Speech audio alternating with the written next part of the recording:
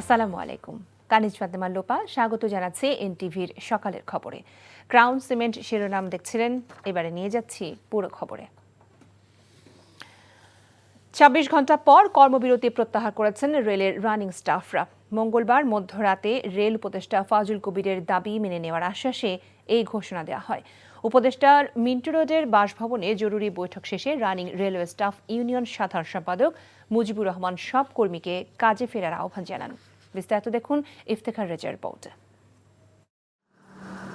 রেলের রানিং স্টাফদের নিয়ে মঙ্গলবার দিবাগত রাতে নিজ বাসভবনে জরুরি বৈঠকে বসেন রেলপথ উপদেষ্টা মোহাম্মদ ফাউজুল কবির। অর্থ উপদেষ্টার সাথে কথা বলে রেল রানিং স্টাফদের দাবি দেওয়ার বিষয়ে পরে দাবি মেনে নেওয়ার আশ্বাস দেন রেল উপদেষ্টা।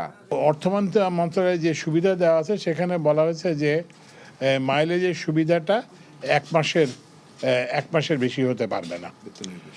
তো ওনারা আমাকে শ্রমিক নেতৃবৃন্দ এবং ছাত্র নেতৃবৃন্দ আমাকে অনুরোধ জানিয়েছেন যে এইটা তুলে দেওয়ার জন্য। তো এইটা আমি তুলে দেওয়ার জন্য মাননীয় অর্থ উপদেষ্টার সঙ্গে করব এবং আমি এটা দায়িত্ব নিচ্ছি। ওনারা যে বিদ্যমান যে সুবিধা দিয়ে আছে সেগুলো সব বহাল থাকবে। আগে থেকে চলে যেগুলো আসছে সেগুলোতে কোনো হবে না, পরিবর্তন হবে না। এরপরই কর্মবিরতি প্রত্যাহারের ঘোষণা দেওয়া হয় রেলের রানিং স্টাফদের পক্ষ থেকে। এখন থেকে রেল আমরা কর্মবিরতি প্রত্যাহার করে নিলাম। আমি ওনাদেরকে বিভিন্ন মিডিয়ার মাধ্যমে সকল রানিং স্টাফদের ভাইদেরকে বলতে চাই যে মাননীয় উপদেষ্টা মহোদয় যখন কথা দিয়েছে অর্থ মন্ত্রণালয় থেকে উনি কালকের মধ্যে আমাদেরকে আনলিমিটেড যে মাইলেজ যেটা আমরা পাই আসছি ব্রিটিশ আমল থেকে 160 বছর থেকে ওইটা উনি করে দিবে অর্থ মন্ত্রণালয় থেকে। আর পূর্বের ন্যায় আমরা যারা পেয়ে আসছি, আমরা যারা দীর্ঘদিন চাকরি করছি সেগুলো আমাদের অনেক শিকারে 75% ওই ব্যাপারটা উনি ইনশিওর করছেন। উপদেষ্টার বাসায় দুই পক্ষের মধ্যস্থতায় বৈঠকে ছিলেন বৈষম্য বিরোধী ছাত্র আন্দোলনের আহ্বায়ক হাসনাত আব্দুল্লাহ ও বিএনপি চেয়ারপারসনের বিশেষ সহকারী শিমুল বিশ্বাস। এর আগে মঙ্গলবার রেলের রানিং স্টাফদের সাথে দফায় দফায় বৈঠকেও কর্মবিরতি প্রত্যাহারের বিষয়ে হয়নি কোনো সিদ্ধান্ত। সোমবার রাত 12টা থেকে দিনভর রানিং স্টাফদের কর্মবিরতিতে বন্ধ হয়ে যায় সারা দেশের রেল চলাচল। চরম ভোগান্তিতে পড়েন যাত্রীরা, কেউ কেউ বিকল্প পথে গন্তব্যে যাওয়া আসা করেন। Iftekhar Reza, NTV news, Dhaka. এ বিষয়ে জানতে আমরা চলে যাচ্ছি রাজধানী কমলাপুর রেল স্টেশনে। সেখানে আছেন সহকর্মী ইফতেখার রেজা। ইফতেখার, কর্মবিরতি প্রত্যাহার করে নিয়েছেন রেলের রানিং স্টাফরা। তো এই অবস্থায় ট্রেন কি শিডিউল মেনে চলছে কিনা এবং সেক্ষেত্রে যাত্রীদের উপস্থিতি কি লক্ষ্য করছেন আপনি?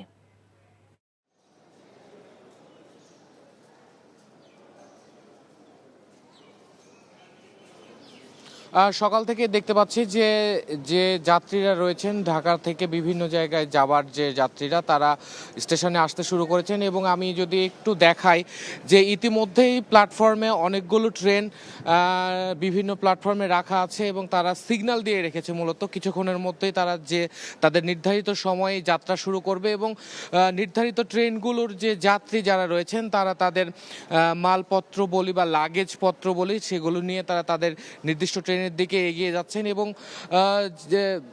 সোমবার রাত 12টার পর থেকে ট্রেনের রানিং স্টাফদের কর্মবিরতি থাকলেও গতকাল রাত 1:15টার দিকে মূলত নানা বৈঠক এবং নাটকীয়তার মধ্য দিয়ে মূলত তারা একটি সিদ্ধান্তে পৌঁছায় যে তাদের দাবিগুলো মেনে নেওয়া হবে এবং তারা আজকে থেকে অর্থাৎ তারা তাদের ডিউটি শুরু করবে এবং ট্রেন চলাচল স্বাভাবিক হবে বলে ঘোষণা দিয়েছিল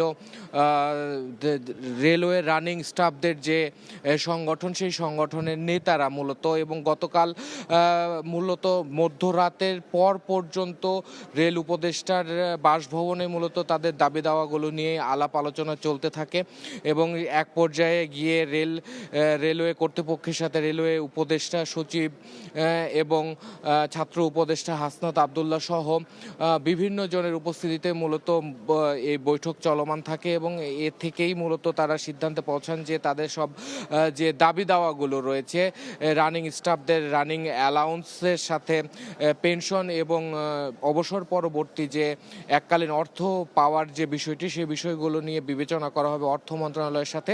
এবং এই ধরনের একটি আশ্বাস পাওয়ার পরই মূলত তারা তারা রাজি হন কর্মবিরতি তুলে নেওয়ার বা প্রত্যাখ্যান করার বা প্রত্যাহার করার, এবং এরপর থেকে রেল চলাচলের যে স্বাভাবিক হওয়ার যে বিষয়টি সেটি সকাল থেকে মূলত ধীরে ধীরে স্বাভাবিক হয়ে আসছে। তো এই ছিল কমলাপুর রেলওয়ে স্টেশন থেকে ট্রেন চলাচলের সর্বশেষ তথ্য।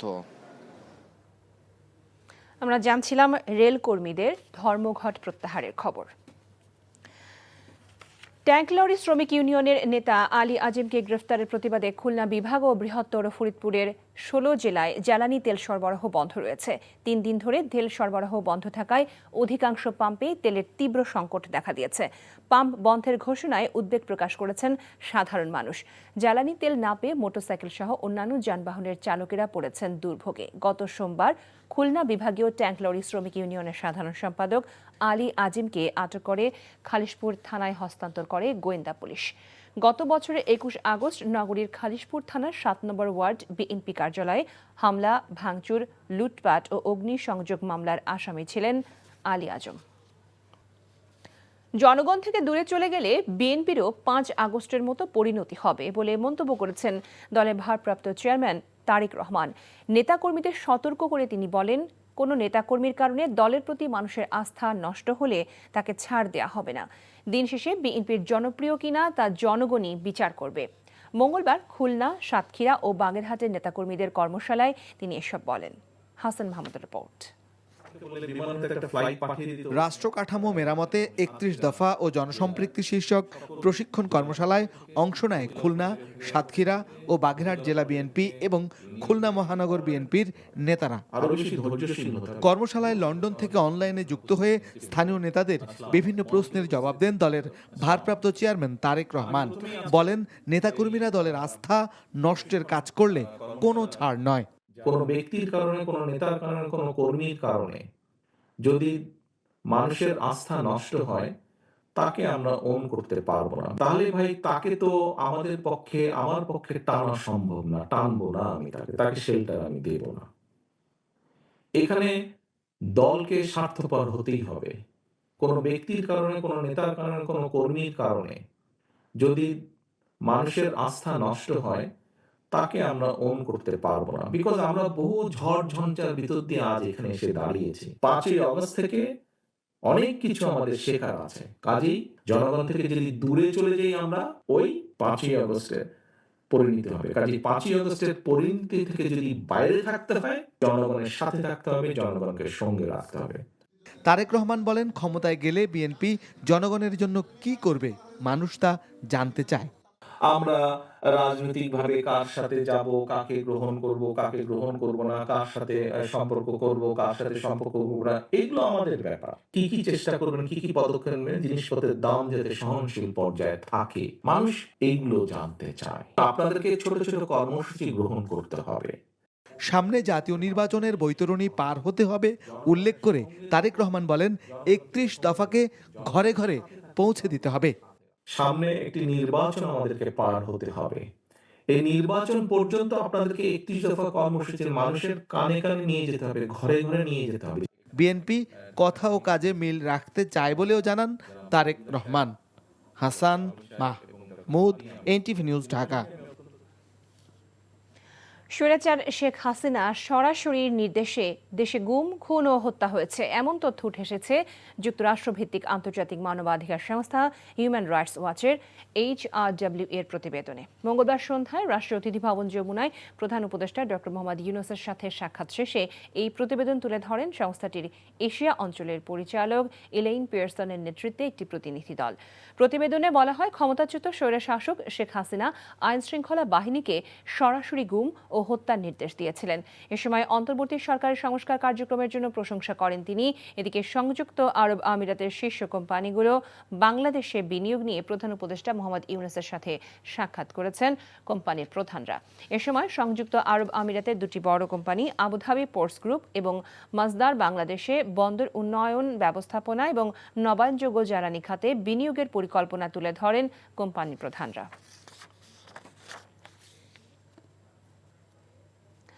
সাত কলেজের শিক্ষার্থীদের 6 দফা দাবি মেনে নেওয়ার আশ্বাস দেওয়ায় সব ধরনের কর্মসূচি প্রত্যাহার করে নিয়েছে সাত কলেজের শিক্ষার্থীরা।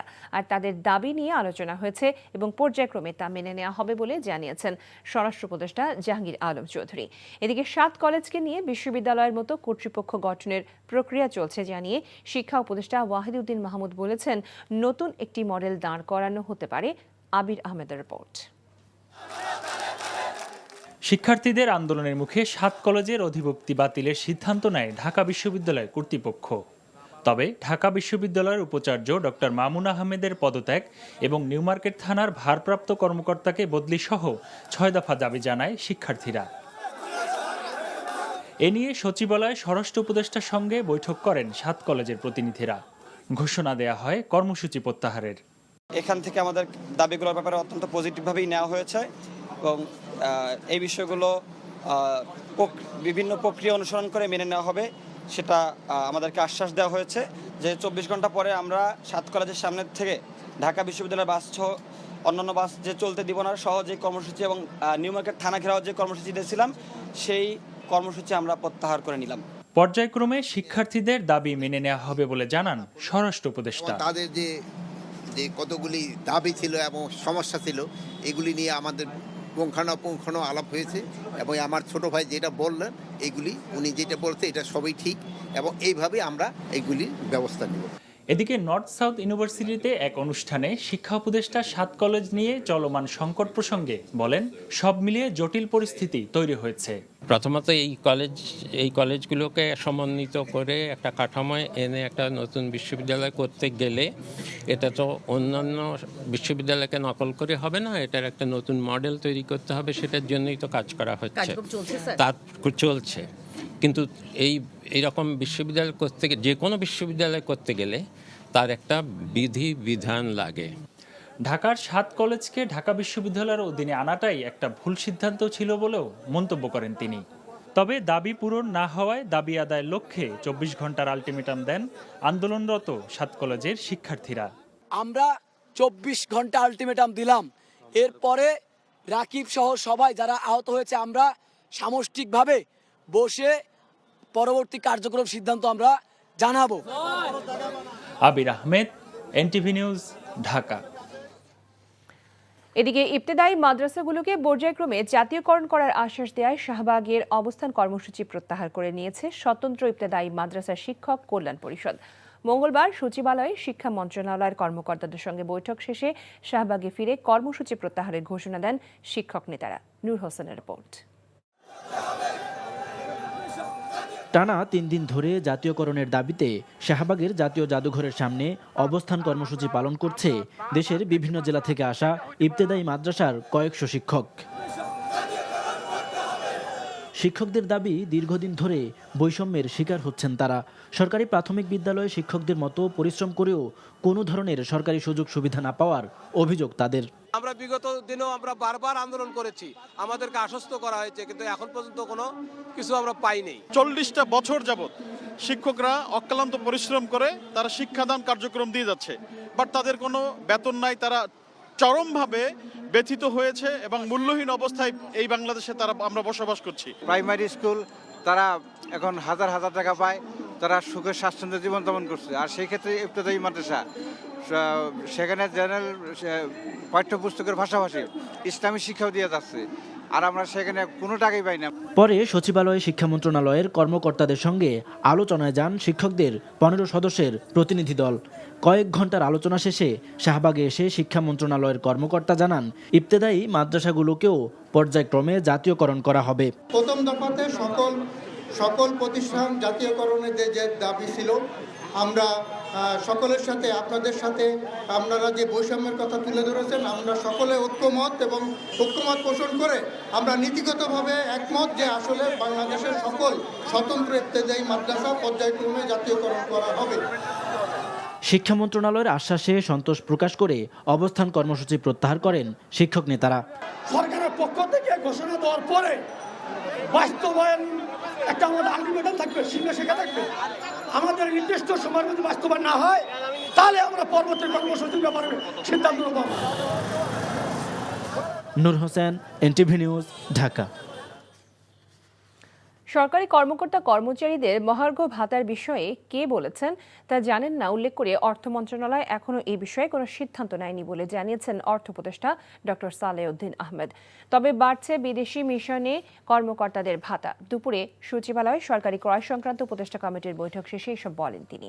কর্মবিরতি পালন করা রেলওয়ের রানিং স্টাফদের জন্য নতুন করে অর্থের সংকুলন করা সম্ভব নয় বলেও জানান তিনি। রিপোর্ট করছেন রকুনউদ্দিন। মূল বেতনের সাথে রানিং অ্যালাউন্স যোগ করে পেনশন প্রদান ও আনুতোষিক সুবিধার দাবিতে সোমবার রাত থেকে কর্মবিরতি পালন করেছে রেলের চালক, সহকারী চালক, গার্ড ও টিটিই। সচিবালয়ে সরকারি ক্রয় সংক্রান্ত উপদেষ্টা কমিটির বৈঠক শেষে অর্থ উপদেষ্টার কাছে প্রশ্ন ছিল তাদের দাবি পূরণে প্রয়োজনীয় অর্থের সংস্থান আছে কিনা। বেশ কয়েকদিন আগেই আমাদের তাদের যৌক্তিক যে সেগুলো আমরা দিয়েছি, তারপরে তারা কেন করেছে এটা তাদের ব্যাপার। কারণ হয় কি, প্রত্যেকেরই দাবি দেওয়া, একাধিক দাবি দেওয়া থাকে, তাই না? তারা বলেছে এই দিতে হবে, ওভারটাইম অ্যালাউন্স দিতে হবে, পেনশন। আমরা যতটুকু আমাদের সম্পদের ইস্যুতে আমরা বলেছি, অন্যরা সংস্থা আমরা যেভাবে দিয়েছি আমরা দিয়েছি। এতে তো মোটামুটি আমার মনে হয় একটা যুক্তি ছিল এবং আমরা দিয়েছি সুবিধা। এখন যদি তারা বলে আরও সবগুলো একসাথে দিতে হবে, তা আপনারা বুঝতে পারেন অর্থের সংকুলন তো আমার করতে হবে। সরকারি কর্মকর্তা কর্মচারীদের মহার্ঘ ভাতা দিতে প্রায় 7,000 কোটি টাকার প্রয়োজন। সেই অর্থের সংস্থান করে মহার্ঘ ভাতা কিভাবে দেয়া হবে? সাংবাদিকদের এমন প্রশ্নে পাল্টা প্রশ্ন করেন অর্থ উপদেষ্টা। তবে বিদেশি মিশনে কর্মরতদের ভাতা বাড়ছে বলে জানান তিনি। পৃথিবীর অন্য দেশ যাচাই বাছাই করে তা আমরা দেখেছি বাংলাদেশেরটা one of the lowest allowance. অতএব আমরা যে হঠাৎ করে দিয়ে দিচ্ছি তাদেরকে ওরা দাবি করে তা না, এবং যতটুকু চেয়েছে তাও তো দিই না, আমরা যুক্তির সাথে দিই। মহার্ঘ ভাতা এখন আমরা ডিসিশন নেই না, কে দিয়েছে ঘোষণা আমি জানি না। অর্থ মন্ত্রণালয়ের কাছে আসলে তো অর্থ মন্ত্রণালয় বলবে দেবো কি না দেবো কত, তারপরে ঘোষণা হচ্ছে না স্যার। আমি না তো বলি না, হাও বলি না, সিদ্ধান্ত হয়নি। ক্রয় সংক্রান্ত উপদেষ্টা কমিটির বৈঠকে নিত্য প্রয়োজনীয় পণ্যের সরবরাহ স্বাভাবিক রাখতে চাল, ডাল সহ ডিজেল আমদানির অনুমোদন দেয়া হয়। রকুনউদ্দিন, NTV নিউজ, ঢাকা।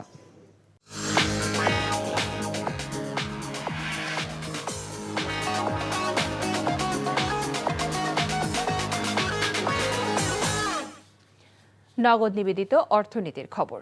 আসন্ন রমজানে ওএমএস এর মাধ্যমে 30 টাকা কেজি দরে চাল বিক্রি করবে সরকার। মঙ্গলবার খাদ্য মন্ত্রণালয়ের এক সংবাদ বিজ্ঞপ্তিতে এ তথ্য জানানো হয়েছে। বিজ্ঞপ্তিতে বলা হয়েছে, দেশের 64টি জেলার 424টি উপজেলায় নিম্ন আয়ের মানুষের জন্য ওএমএস এর মাধ্যমে এই চাল বিক্রি কার্যক্রম পরিচালিত হবে। ফেব্রুয়ারি থেকেই 401টি উপজেলায় প্রতিদিন 3 মেট্রিক টন করে এবং 3টি পার্বত্য জেলার 23টি উপজেলায় 1 মেট্রিক টন করে চাল বিক্রি করা হবে। এছাড়া এই কর্মসূচির আওতায় ঢাকা মহানগর, জেলা সদর পৌরসভা, 8টি সিটি কর্পোরেশন ও শ্রমঘন 4 জেলা ঢাকা, নারায়ণগঞ্জ, নরসিংদী ও গাজীপুরে 906টি কেন্দ্রে দৈনিক 1 টন করে চাল বিক্রি করা হবে। প্রতি কেজি 30 টাকা দরে জনপ্রতি 5 কেজি চাল বিক্রি করা হবে বলেও বিজ্ঞপ্তিতে জানানো হয়। বাংলাদেশ ব্যাংকের গভর্নর আহসান এইচ মনসুর বলেছেন, দুর্বল ব্যাংকগুলোর গ্রাহকদের টাকা ফেরত দেওয়া হবে ধাপে ধাপে। তবে এর আগে ব্যাংক রেগুলেশন, ব্যাংকগুলোকে একত্রীকরণ সহ প্রয়োজনীয় কাজ শেষ হবে। রাজধানীর সিডাপ মিলনায়তনে মঙ্গলবার সকালে মাইক্রো ফাইন্যান্স রেগুলেটরি অথরিটির গবেষণা প্রকাশন অনুষ্ঠানে গভর্নর এসব কথা বলেন। তিনি বলেন, ক্ষুদ্র ঋণ দারিদ্র্য কতটুকু কমাচ্ছে, বেশি হারে সুদ নেওয়া হচ্ছে কিনা এবং প্রাপ্য ব্যক্তি পাচ্ছে কিনা সেদিকে নজর দেওয়া দরকার। ক্ষুদ্র ঋণ সংস্থাগুলো হাসপাতাল ও জমিতে বিনিয়োগ করেছে, যা বন্ধ হওয়া দরকার। বলেন, প্রান্তিক মানুষকে সুবিধা দিতে এই ঋণ কার্যক্রমটি পরিচালনা হওয়া উচিত। ক্ষুদ্র ঋণ দিতে বন্ধকি ব্যবস্থা রাখা উচিত নয়। 22টি মন্ত্রণালয় থেকে ক্ষুদ্র ঋণ কার্যক্রম এক মন্ত্রণালয়ে চলে আসা দরকার। আর দুর্যোগের সময় ক্ষুদ্র ঋণ সংস্থাগুলোকে কিস্তি পরিশোধের বিষয়ে ইতিবাচক পদক্ষেপ নেওয়া হবে বলে জানান গভর্নর। আমি ব্যক্তিগতভাবে 10 বছর আগে থেকে বলতেছিলাম যে ইসলামের ব্যাংকে আপনারা টাকা রাখবেন না, আপনারা রাখছেন। এখন রাখার পর এখন ধরা খাইছেন, 2% ইন্টারেস্ট বেশি দিচ্ছে, এখন ধরা খেয়ে গেছে। এখন আপনাদেরকে উদ্ধার আমরা করব, কিন্তু একটু সময় দিতে হবে। আমরা ব্যাংক কনসলিডেশন কিছু করতে হবে, ইত্যাদি অনেক কিছু করা যাবে, করা হবে ইন দ্য নেক্সট, এই বছরই হয়তো ইনশাল্লাহ অনেক কিছু করা যাবে। বাণিজ্যিকভাবে চাষাবাদে আশা দেখাচ্ছে বিদেশি ফুল লিলিয়াম। পরীক্ষামূলক চাষে সবচেয়ে মুগ্ধকর আকার ও গন্ধ নিয়ে এই ফুল ফুটেছে সিলেট অঞ্চলে। বাণিজ্যিক চাষের মাধ্যমে নতুন কর্মসংস্থানের পাশাপাশি এই ফুল বিদেশে রপ্তানির সম্ভাবনাও দেখছেন কৃষি সংশ্লিষ্টরা। সিলেট থেকে আনিস রহমানের ক্যামেরায় সজল ছত্রের রিপোর্ট। পরীক্ষামূলক চাষ হলেও ফুটেছে অনিন্দ্য সুন্দর শত শত লিলিয়াম। নার্সারি মালিকদের মাধ্যমে শীতকালীন ফুলটির পরীক্ষামূলক চাষাবাদ করেছে সিলেট হর্টিকালচার সেন্টার। ফুলের আকার, রং আর ঘ্রাণ মন কেড়েছে প্রথমবার লিলিয়াম চাষে যুক্ত হওয়া নার্সারি ও বাগান মালিকদের। ফুলটার প্রচুর চাহিদা হইব, কত বড় ফুল আর কত ঘ্রাণ, ফুলগুলাও খুব সুন্দর, মানুষ খুব দেখি মনে আকর্ষণ জাগে। এই ফুলটা যাতে আমরা ব্যাপক আকারে সিলেটে ছড়িয়ে ছিটতে পারি এবং এটা যাতে বিদেশেও রপ্তানি করা যায় সেই আশাবাদ ব্যক্ত করছি। সাধারণত 8 রঙের হয়ে থাকে লিলিয়াম। ফুল আসে রোপণের 2 মাসের মধ্যেই। পরিচর্যা পদ্ধতি সহজ হওয়ায় এই ফুল চাষ করা যায় নার্সারি ও নিজস্ব বাগানেও। একটি ফুল বিক্রি করা যায় 150 থেকে 300 টাকায়। টোটাল পরীক্ষামূলকভাবে এই চাষাবাদ করতে যে আমরা দেখেছি সবচেয়ে ভালো রেজাল্ট আমার ডিভিশনের ভিতরে সিলেটে এসেছে এই হর্টিকালচার সেন্টারে। অসাধারণ আপনার যে পাপড়ির তার বিন্যাস এবং ফুলের আকার, আকৃতি এবং কালার। বেকার ভাইয়েরা এবং যারা আছেন নার্সারির মালিক যারা আছেন তারা যদি এই ফুলটি চাষ করে এবং আমরা 1টি জেলা 2টি জেলা কেন্দ্রিক চেয়ে বসে থাকতে হবে না, আমরা নিজেরাই নিজেদের চাহিদা পূরণ করতে পারবো, প্লাস হচ্ছে বাংলাদেশের বিভিন্ন জায়গায় এবং বিদেশে রপ্তানি করতে পারবো। লিলিয়ামের আদিবাস নেদারল্যান্ড। দেশ বিদেশে এই ফুলের ব্যাপক চাহিদা থাকায় বাণিজ্যিক চাষের মাধ্যমে কর্মসংস্থান তৈরির পাশাপাশি বিদেশে রপ্তানির সুযোগ দেখছেন কৃষি সংশ্লিষ্টরা। সজল ছত্রী, এনটিভি নিউজ, সিলেট। এই ছিল সকালের খবরে। এই খবরের ভিডিও সহ আপডেট জানতে ভিজিট করুন এনটিভি অনলাইন www.ntvbd.com। এছাড়াও এনটিভির জনপ্রিয় সব অনুষ্ঠান ও খবরের আপডেট জানতে ভিজিট করুন আমাদের ইউটিউব ও ভেরিফাইড ফেসবুক পেজ। সবাইকে ধন্যবাদ এতক্ষণ সাথে থাকার জন্য।